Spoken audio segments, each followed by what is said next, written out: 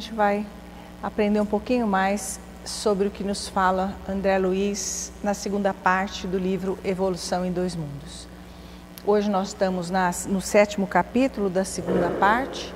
Diferentemente dos capítulos da primeira parte, esses são bem mais curtos, né? E tem mais um cunho de como se dá a vida na espiritualidade. E a primeira pergunta que André Luiz apresenta é como se apresenta a vida social dos espíritos desencarnados. No plano espiritual imediato à experiência física, ou seja, assim que você desencarna, né? As sociedades humanas desencarnadas, em quase 2/3, ou seja, quase 70%, permanecem naturalmente jungidas de alguma sorte aos interesses terrenos. Egressas do próprio mundo, em que se lhe tramam os elos da retaguarda, quando não se desvairam nas faixas infernais, igualmente manizadas ao planeta de que se originam, trabalham com ardor, não só pelo próprio adiantamento, como também no auxílio dos que ficaram. Então, 2/3 da população que desencarna permanece vinculada ao planeta de alguma forma, ou jungida às ligadas regiões mais de reajuste, de resgate, ou se prontificando a auxiliar aqueles que ficaram na Terra. Naturalmente, as almas que constituem a percentagem a que nos referimos, distanciadas ainda do aprimoramento ideal, procuram aperfeiçoar-se em si mesmas as qualidades nobres menos desenvolvidas, buscando o clima adequado que lhes favoreça o trabalho.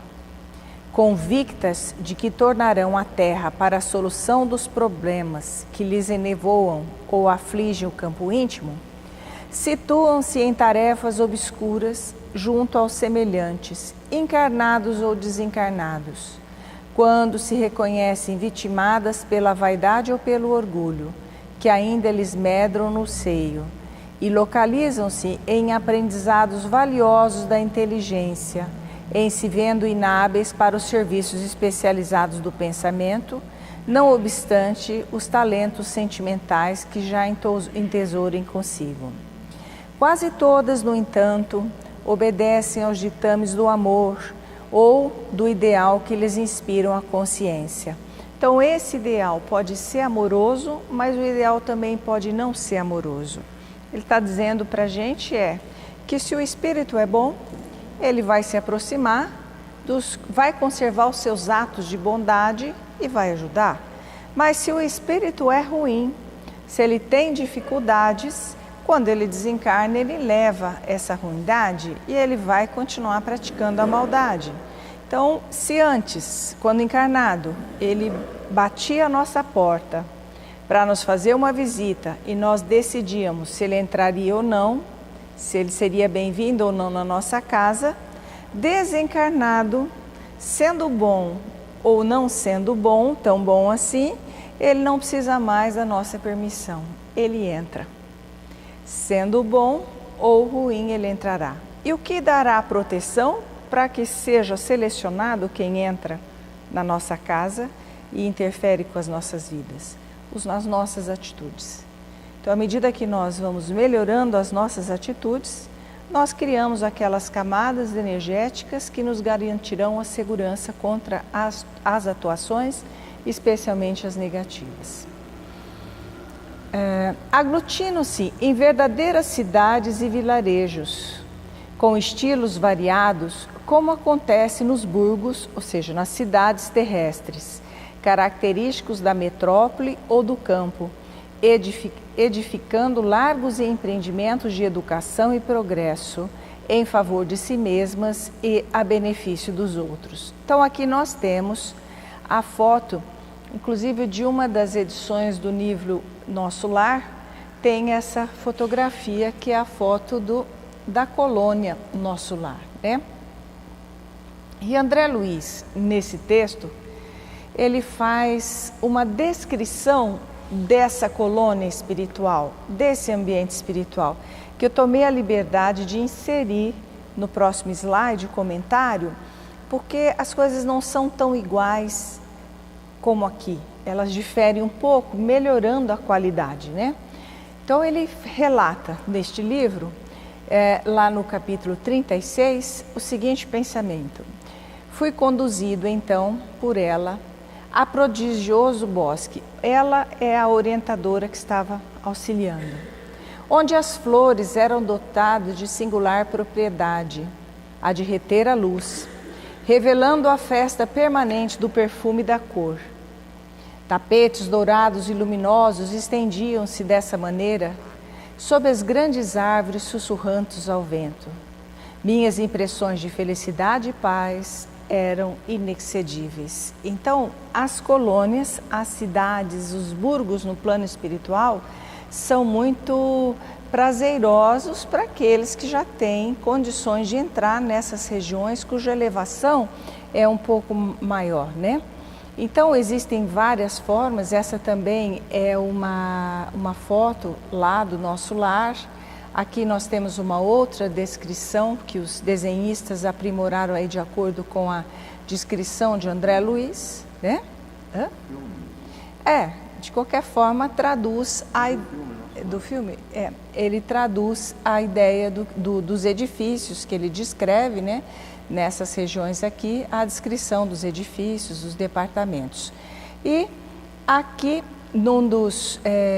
nesse site do chicodeminasxavier.com.br, há uma descrição bastante interessante sobre as colônias que existem sobre o Brasil, as cidades, com a associação geográfica. Então eu procurei São José do Rio Preto e acima da nossa cidade existe a Colônia das Flores, né? E aí, se vocês quiserem saber mais quantas colônias tem mais de 20 colônias ligadas ao nosso Brasil. Existem esses dois sites que eu posso mandar depois os slides para vocês no grupo e vai ficar disponível no YouTube, que fazem comentários, são sites espíritas, sobre cada uma das colônias com as suas características e quais são os tipos de espíritos que são recebidos nessa região. Então nós temos assistência positiva em todas as regiões do Brasil, mas também há lugares que são aqueles lugares destinados àqueles que estão ainda persistentes nos seus ideais negativos, né? E a descrição dessas regiões não são tão positivas como as que André Luiz faz na parte posterior do seu livro. Quer dizer, na parte inicial ele faz descrições bastante pesadas dessas regiões, né? Então, ele continua aqui, voltando ao livro Evolução em Dois Mundos, continuando com o texto: as regiões purgativas ou simplesmente infernais são por elas amparadas quanto possível, organizando-se aí, sob o seu patrocínio, extensa obra assistencial. No plano físico, a equipe doméstica atende à consanguinidade em que o vínculo é obrigatório. Mas no plano extrafísico, o grupo familiar obedece à afinidade em que o liame é espontâneo. Então, aqui nós temos, na Terra, somos obrigados a conviver com aqueles que nasceram perto, para a gente fazer o reajuste e para a gente sentir momentos de alegria entre essas pessoas. Mas no plano espiritual, nós vamos nos associar àquelas criaturas que nos trazem prazer, que têm um pensamento igual, para que a gente possa ficar feliz junto, né? Mas o que a gente observa é o seguinte, que mesmo quando você desencarna e tem afinidade, o afeto ficou aqui, você volta para socorrer, por exemplo, no momento do desencarne. Essa é uma situação em que eles mostram a falecida aparecendo já para aquele que está próximo do seu desencarne, que é quando então os moribundos começam a ver os parentes antigos, começam a ver sogro, ver o marido, ou às vezes aqueles corações queridos são muitas vezes amparados pelos que já foram e partiram antes, né? Então eles adotam por missão ou por trabalho, atender aqueles corações que aqui estão, funcionando muitas vezes como verdadeiros anjos guardiões, né? Então nós estamos rodeados por uma nuvem de testemunhas, diz aí Hebreus, né? Capítulo 12, versículo... parece, né? Bom, então, por isso mesmo, na esfera seguinte à condição humana, temos o espaço das nações, com suas comunidades, idiomas, experiências e inclinações, inclusive organizações religiosas típicas, junto às quais funcionam missionários de libertação mental, operando com caridade e discrição para que as ideias renovadoras se expandam sem dilaceração e sem choque. Com esses 2 terços de criaturas ainda ligadas desse ou daquele modo, aos núcleos terrenos encontram 1 terço de espíritos relativamente enobrecidos, que se transformam em condutores da marcha assistencial dos companheiros, pelos méritos com que se fazem segura instrumentação das esferas superiores. Então, 2 terços dos espíritos que desencarnados estão vinculados aos problemas da Terra. Ou eu vou atender o familiar que está com dificuldade, ou eu vou prejudicar o familiar para aumentar a dificuldade, né? Então nós temos esses grupos de espíritos, mas nós temos 1 terço que já adquiriu uma certa evolução e que vem ajudar a conduzir a humanidade, renovando lentamente o pensamento, as ideias, para que a evolução não dê um salto, mas que a evolução caminhe de forma segura, sempre avante. Dentro aí, a gente tem então os espíritos que continuam vinculados ao Brasil, em missões extremamente nobres, sobre a coordenação de Jesus, para conduzir o desenvolvimento, a continuidade do Espiritismo, para que a gente implante isso. É engraçado que quando a gente estuda um pouco mais de Kardec, você observa que ele concentrou todos os seus esforços na divulgação do Espiritismo. E ele tinha uma preocupação muito grande com a continuidade do trabalho, tanto que ele deixa uma propriedade sua para servir de sede, constituir uma sede para que quem o substituísse desse continuidade ao trabalho. E ele sempre sugeria, ele saiu em missão de doutrinação, divulgação da doutrina, ele sugeria que formassem grupos pequenos, mas com ideais afins, com ideias parecidas, porque se as ideias fossem muito divergentes, as brigas se estabeleceriam e o Espiritismo iria morrer já na largada. Então ele saiu pedindo para que se formassem grupos pequenos nas cidades, mas que uma cidade que tivesse mais de um grupo, se formasse um centro ou uma pessoa, um conselho, que seria hoje o conceito da USE. Uma pessoa de cada centro participaria e faria uma homogeneização dos conhecimentos e da divulgação. E em termos financeiros, os autores que estudaram dizem o seguinte, que ele decaiu na escala da fortuna, porque ele sabia que tinha pouco tempo e ele aproveitou todos os minutos para continuar, preservar o Espiritismo. E a gente tem hoje, então, esses trabalhadores, todos atuando positivamente na continuidade da doutrina, né? E tomei a liberdade também de colocar como é que são feitos os socorros, lá do André Luiz, do livro Libertação, como é que são feitos os socorros nas regiões umbralinas. Quer dizer, então nós vimos que os espíritos devotados ao bem estão aí 1 terço, atuando no Brasil para que a gente siga à frente e continue com a evolução do Brasil e provavelmente do planeta também. Mas agora, e aqueles espíritos que estão presos às zonas umbralinas, será que eles são socorridos? Então faz parte também dessa questão da sociedade no mundo espiritual. Tem a descrição por André Luiz no livro Libertação de um socorro. Podemos não estar em cavernas infernais, mas chegamos ao centro do império das inteligências perversas, ou seja, ele mergulhou num núcleo profundo de maldade, né?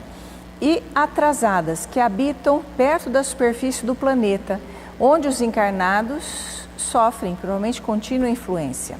Chegou a hora de fazermos um pequeno testemunho. Uma grande capacidade de abnegação é crucial para que possamos alcançar nossos propósitos. Podemos falhar por falta de paciência ou falta de sacrifício. Para a maioria dos irmãos e irmãs atrasados que encontramos, não seremos mais do que desencarnados e inconscientes de nossos próprios destinos. Começamos a inalar as substâncias espessas que flutuam ao nosso redor, como se fosse um composto de fluidos viscosos, ou seja, todos eles brilhavam muito para aquele ambiente. E eles tinham que passar despercebidos como se fosse mais um do grupo. Então, que eles tinham que apagar a sua luz interna e adotar aquele aspecto semelhante aos demais da região. Então eles começam a aspirar essas substâncias viscosas e Eloy, que é um dos participantes da caravana, ofegou. Apesar do meu sentimento de opressão asfixiante, tentei copiar a abordagem de nosso instrutor, que silencioso e extremamente pálido estava se ajustando à metamorfose. Eu estava desorientado e percebi que nossa integração intencional com os elementos daquele plano inferior nos desfigurava enormemente. Pouco a pouco nos sentimos mais pesados. Senti como se tivesse repentinamente me reconectado ao meu corpo físico, porque, embora ainda estivesse no controle de minha própria individualidade, encontrei-me coberto de matéria densa, como se tivesse sido inesperadamente forçado a usar uma armadura pesada. Então eles conseguem fazer essa metamorfose para socorrer aqueles que estão em zonas mais trevosas, tá? E a sensação é do corpo físico, então a gente está usando uma armadura bastante pesada pelo visto, né? No próximo capítulo, então, nós vamos falar de um assunto muito comum, o casamento, né? Vamos falar sobre o matrimônio, como é que rola essa questão do matrimônio. Então, no capítulo 8, André Luiz apresenta para a gente matrimônio e divórcio. Poderíamos receber algumas noções acerca do matrimônio, bem como do divórcio no plano físico, examinadas espiritualmente? E aí ele começa a trabalhar essa questão. Nas esferas elevadas, as almas superiores identificam motivo de honra no serviço de menos evoluídos que estagiam nos planos inferiores. Não podemos olvidar que na Terra o matrimônio pode assumir aspectos variados, objetivando múltiplos fins. Em razão disso, acidentalmente o homem ou a mulher encarnados podem experimentar o casamento terrestre diversas vezes, sem encontrar a companhia das almas afins com as quais realizariam a união ideal.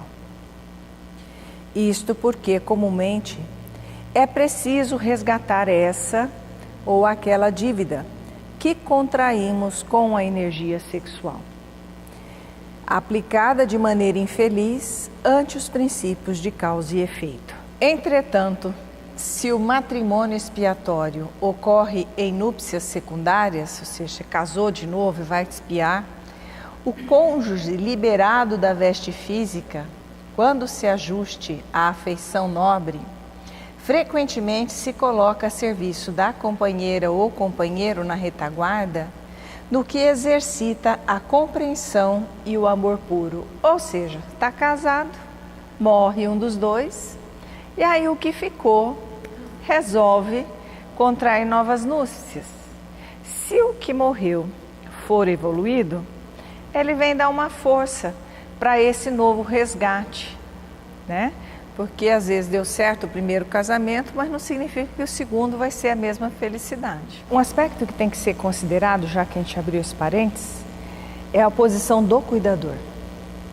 Seja o homem ou seja a mulher que enfrenta uma situação dessa, do companheiro passando por um câncer ou por uma demência, por uma situação, isso é altamente desgastante para a criatura que está cuidando, que está liderando a tropa. Porque aquele que está doente, exceto uma situação de câncer, por exemplo, como o Marco citou, uma demência, ele vai perdendo o cérebro gradativamente vai perdendo as suas habilidades. Mas ele tem remédio no horário, alimentação no horário e não tem preocupação nenhuma.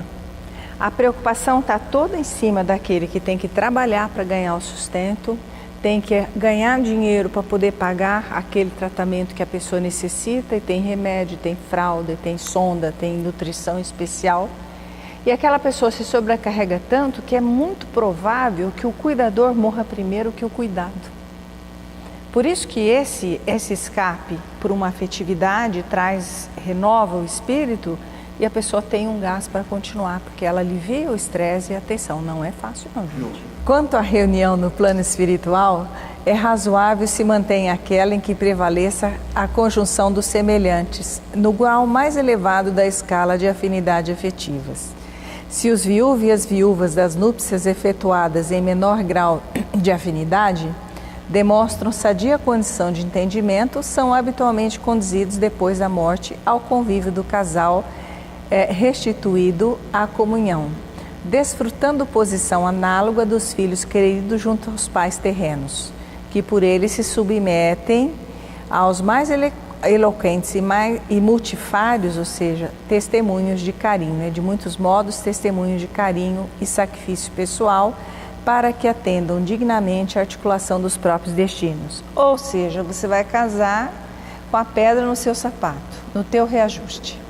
Quando você desencarnar, cumpriu com a missão direitinho, vai reencontrar a pessoa da sua afinidade de alma e vai lá formar um casal que não é mais com a primeira, que era o desajuste.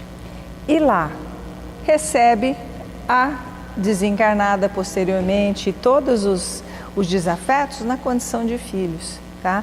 Mas no plano espiritual vão se estabelecer os verdadeiros laços, quer você queira, quer não queira, o coração vai se unir com aquele que é de uma afetividade. Enquanto está aqui, não tem outro caminho, tem que ajustar.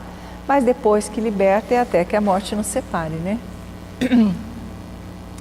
Contudo, se a desesperação do ciúme ou a nuvem do despeito enceguecem esse ou aquele membro da equipe fraterna, os cônjuges reassociados no plano superior amparam-lhe a reencarnação, à maneira de benfeitores ocultos, interpretando-lhes a rebelião por sintoma enfermiço, sem lhes retirar o apoio amigo até que se reajustem no tempo. Ninguém veja nisso inovação ou desrespeito ao sentimento alheio, porquanto o lar terrestre enobrecido, se analisado sem preconceitos, permanece estruturado nas mesmas bases essenciais, de vez que os pais humanos recebem muitas vezes no instituto doméstico, por filhos e filhas, aqueles mesmos laços do passado, com os quais atendem ao resgate de antigas contas, purificando emoções, renovando impulsos, partilhando compromissos ou aprimorando relações afetivas de alma para alma. É nessa condição que, em muitas circunstâncias, surgem nas entidades renascentes, sem que o véu da reencarnação lhe esconda de toda a memória, as psiconeuroses e fixações infanto-juvenis, cuja importância na conduta sexual da personalidade é exagerada em excesso pelos sexólogos e psicanalistas da atualidade, carentes de mais amplo contato com as realidades do espírito e da reencarnação, que lhes permitiriam ministrar aos seus pacientes mais efetivo socorro de ordem moral.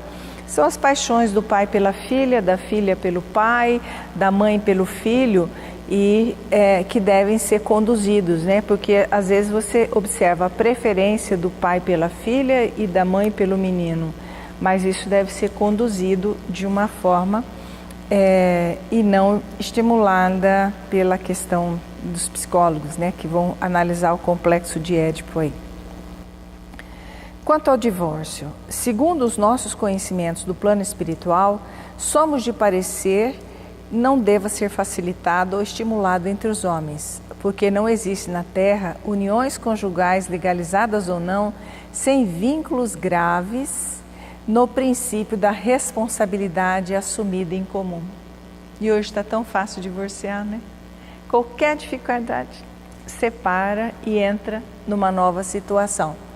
Se separa bem e em paz, vai lá. Mas normalmente separa brigando pelo dinheiro, pela guarda do filho, ou tentando causar o máximo de sofrimento. Aí cria-se uma lei para afastar. Em resgate de coisas. Certamente. Vamos ler no próximo parágrafo. Agora dos animais, dos pets. Pois é. Vamos continuar então para responder a sua pergunta. Mal saídos do regime poligâmico, os homens e as mulheres sofrem-lhe ainda as sugestões animalizantes e por isso mesmo, nas primeiras dificuldades da tarefa que foram chamados, costumam deserdar dos postos de serviço em que a vida os situa. Casou, primeira dificuldade que aparece, eu olho para outra. E aí já quero pular fora daquele relacionamento, porque a outra ou o outro é mais interessante. Alegando imaginárias incompatibilidades. Então fala, não, porque fulano é isso, ou fulano é assim, assado, e vai. Muito bem. E supostos embaraços, quase sempre simplesmente atribuíveis ao desregrado narcisismo de que são portadores. E com isso exercem viciosa tirania sobre o sistema psíquico do companheiro ou da companheira, mutilados ou doentes, necessitados ou ignorantes, após explorar-lhes o mundo emotivo, quando não se internam pelas aventuras do homicídio ou do suicídio, espetaculares com a fuga voluntária de obrigações preciosas. Então, isso é uma situação muito delicada. Vai resgatar tudo junto, numa condição às vezes até pior, sabe? Então tem que acertar essas arestas o máximo possível e terminar em paz.